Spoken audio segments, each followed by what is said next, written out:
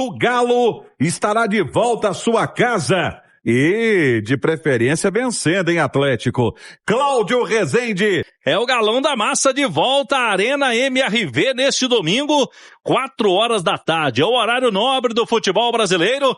E o Galo que tem 15 dias que não joga na Arena MRV. Foram 3 partidas consecutivas como visitante, somando as 3 competições. Teve jogo da Copa do Brasil, da Sul-Americana e também do Brasileirão. Agora é o Grêmio pela frente e o Atlético precisando voltar a vencer para não se distanciar do pelotão de cima do Brasileirão. E por isso, pensamento aí do técnico Barba Domingues, também com a diretoria de futebol, para a melhor escolha de como fazer a rodagem do elenco neste jogo. Até porque são 2 frentes do Galo na semana. Na quarta-feira tem o mata-mata decisivo, jogo de volta contra o Bragantino pela Copa Sul-Americana. Mas aí não tem viagem, diferente da semana passada que o Galo jogou contra o Remo lá em Belém do Pará. O técnico Barba Domingues, ele pode preservar alguns jogadores. Na zaga não tem muito o que fazer. Com a lesão do Lianco, que vai ficar fora algumas semanas, é um tempo interessante aí, importante. Ele vai com o Juan e com o Vitor Hugo. Na lateral direita, pode pintar o Preciado, na vaga do Natanael. E na esquerda, o Renan Lodge deve jogar. O meio-campo pode segurar o Maicon, aí que tem o Cissé, até o Tomás Pérez como possibilidade. O Alan Franco costuma jogar numa sequência maior, não sente muito a parte física. E aí o Alan Franco jogaria. Com o Bernard ou o Igor Gomes? Coloco outra dúvida, Vitor Hugo ou Alan Minda? E na direita ali o Coelho com Cassierra voltando ao comando do ataque.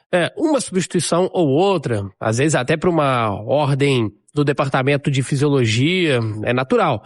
Mas agora, você abrir mão do Campeonato Brasileiro, eu acho que isso não vai acontecer. E o Atlético não pode pensar nisso de jeito nenhum. As 2 últimas temporadas servem de lição. O Atlético, pra mim, tem que ir com força máxima. Ah, mas pode lesionar alguém. Paciência, Roma. O Atlético tem que entrar com tudo nesse jogo de amanhã. Tomara que não aconteça nada disso, mas é pensar no jogo do Grêmio e esquecer nesse momento completamente o Bragantino na Sul-Americana.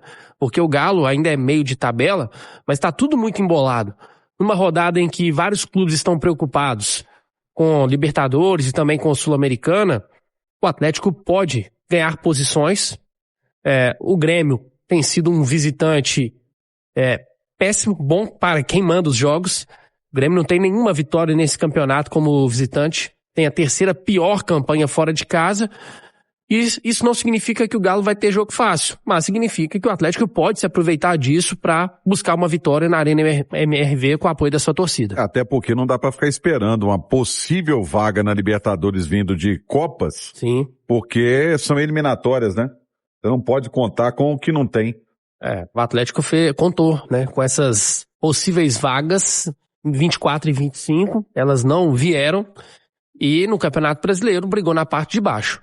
Então esse ano a história tem que ser diferente. É claro que depois, quando chegar a Copa do Brasil, o Atlético tem um clássico contra o Cruzeiro. E aí é normal que você concentre suas atenções para esse duelo, porque a Copa do Brasil já tem a sua importância e além disso você vai disputar contra o seu maior rival, que tem uma pressão, que tem um peso a mais. Agora, acho que o jogo de quarta-feira contra o Bragantino, ele não pode interferir no planejamento de amanhã. O Atlético amanhã tem que pensar 100% no Grêmio e focar muito nessa vitória que vai ser importante demais. Ô Cláudio, Kevin Castanho, reforço, já pode fazer estreia com a camisa do Galo? Agora depende só do técnico Barba Domingues, porque o Kevin Castanho, ele teve o nome publicado no BID, vem treinando com o grupo e foi assim na sexta e no sábado, poucos dias, é verdade, mas ele já vinha fazendo atividades em campo desde quarta-feira, de uma forma separada ainda dos jogadores, até porque o Galo, o time principal estava lá em Bragança Paulista para o jogo da Sul-Americana, mas ele já teve contato com a turma e pode ser opção já contra o Grêmio neste domingo. Na Copa Sul-Americana, ele e o Fred vão ter que esperar a sequência da competição, o Galo avançando, na fase seguinte eles serão inscritos. E aí o Castanho fica essa possibilidade, né? O Thiago Borbas, inclusive, para esse jogo de amanhã, fica como opção também do Barba Domingues no banco de reservas. 2 situações, Vini. A primeira delas, você escalaria o Kevin Castanho? Eu acho que ele ainda não está 100% na condição física, né? Porque ele não vinha jogando. Jogador que estava fora dos planos do Kudê no River Plate, então tem poucos jogos nesta temporada. Eu ainda não escalaria o Castanho como titular nesse jogo por uma questão física e de ritmo de jogo. Mas, aos poucos, eu acho que ele tem tudo para ser o titular do Atlético. Finalmente chegou o camisa 5, Romano. Finalmente chegou um cara com essa característica, que conhece da posição e que tem qualidade para desempenhar um grande futebol. Acho que o Atlético foi certeiro na contratação do Kevin Castanho. Tem tudo para vingar. No River Plate não conseguiu, especialmente 26. Mas o Atlético pode recuperar esse jogador que é muito bom. A outra pergunta, você iria de Thiago Borbas, que não pode jogar na Copa Sul-Americana? Não iria. Porque assim, eu acabei de dizer que eu não iria com um time reserva, um time muito mesclado. O Borbas é um reserva do Atlético. E ele não chegou para ser titular. Pode até conquistar essa vaga, mas para isso vai ter que jogar muito. Aliás, né, para conquistar essa vaga nem precisa jogar muito, né? Porque nenhum camisa 9 do Atlético tá convencendo. Ele precisa fazer uns golzinhos. Mas para começar, eu também ainda não acho que o Thiago Borba seja o mais indicado, não. A gente já pode trazer o campinho? Devemos. Vamos trazer o campinho do Atlético, provável escalação. Esses jogos são até mais difíceis do que quando vai colocar time completo, né? Mas vamos lá, o Everson no gol. Eu tô colocando uma dúvida de Natanael ou Preciado. O Preciado jogou contra o Remo e vem jogando bem quando entra o Preciado. O Juan e o Vitor Hugo, os dois zagueiros não tem nem como mexer, né? Pela ausência do Lianco. E na esquerda o Renan Lodge. Meio campo ali do Galo. O Alan Franco, esse aí costuma jogar todas. O Michael, ele pode segurar o Michael. Eu coloquei o Cissé como possibilidade ali. E pela ala direita o Coelho. Os dois armadores do Atlético, né? Vem jogando assim dois jogadores ali. O Bernard pode ir o Igor Gomes. Vitor Hugo, Alan Minda e o Cassierra eu coloquei como possibilidade de começar o jogo, até porque o Renier jogou as duas últimas. Não vinha numa sequência de jogos, né? Até a questão física aí do Renier. Não sei o que ele está pensando para quarta-feira, mas de qualquer forma, até no rodízio desses dois, pode jogar o Cassierra amanhã. E aí, Edu, esse time que tá na tela do YouTube, que o Cláudio descreveu para quem tá no radinho, como é que você encara este Atlético para jogar, esse possível Atlético para enfrentar o Grêmio amanhã? Eu não vejo problema em você mexer em 2, 3 posições. O Brasil inteiro tem feito isso, né? Principalmente as equipes que estão envolvidas em 3 competições. O mundo inteiro, eu diria, né? Exato. Não tem como jogar com 11 mais o tempo inteiro. Né? Não tem jeito, é impossível. Então, quando eu falo escalar o que tem de melhor, é pensando nisso. Você mexer ali 2, 3... com boa vontade 4 peças, acho que 4 já passa um pouco do limite, mas enfim, o Cláudio traz algumas dúvidas que para mim são completamente plausíveis. Não vejo problema em colocar, por exemplo, o Preciado para jogar. O Preciado tem jogado bem, vai vivendo o seu melhor momento. Aliás, a gente pode até falar a respeito dessa questão de melhor momento, né? Tem alguns jogadores no Galo vivendo seus melhores momentos na temporada, e isso tá meio óbvio, né, Cirilo? Porque o Galo vive o seu melhor momento coletivo, né? Coletivamente o time vem jogando melhor, vem melhorando e automaticamente, se coletivamente uma equipe de futebol, que é um esporte coletivo, melhora, a consequência é individualmente jogadores começarem a dar a resposta, a melhorarem. Então você tem aí possibilidades de ter Preciado, você pode, a questão do primeiro volante, ela é uma dúvida para todo mundo. Se ele começa com Alan Franco e Maicon, ou com Alan Franco e Cissé, ou com Maicon e Cissé, você não sabe quem é titular, quem é reserva, porque esses caras têm revezado. Eles têm, o Barba tem mudado bastante esse setor. Outro jogador que tem entrado muito bem, o Igor Gomes. Também não é nenhum absurdo começar esse jogo com o Igor Gomes. E houve um revezamento de centroavantes nas últimas partidas. Pelo menos nas últimas 3 partidas. Teve Cassierra, 2 do Renier, e talvez pode ser que volte o Cassierra.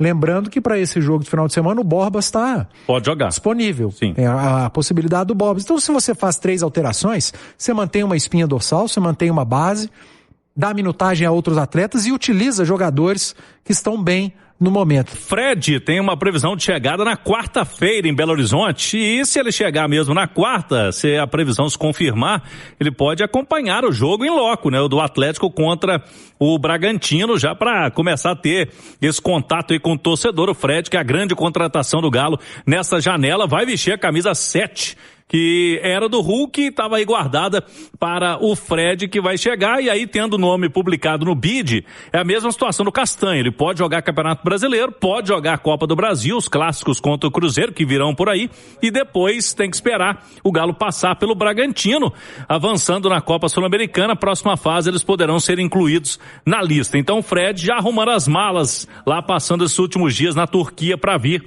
definitivamente para o Atlético. E aí, sobre o mercado, ontem o Henrique André trazia aqui a apuração da Itatiaia, que com a lesão do Lianco, o Galo começa a olhar o mercado. Inicialmente não ia trazer mais zagueiro, mas como o Lianco vai ficar um tempo parado, e deve ser aí por volta de 2 meses, há uma preocupação, né? Porque o Galo tem hoje disponível para o jogo de amanhã, por exemplo, ele tem disponíveis do técnico Barba Domingues os zagueiros, o Juan com o Vitor Hugo, que vão jogar, e o Vitão, que voltou de uma lesão muscular.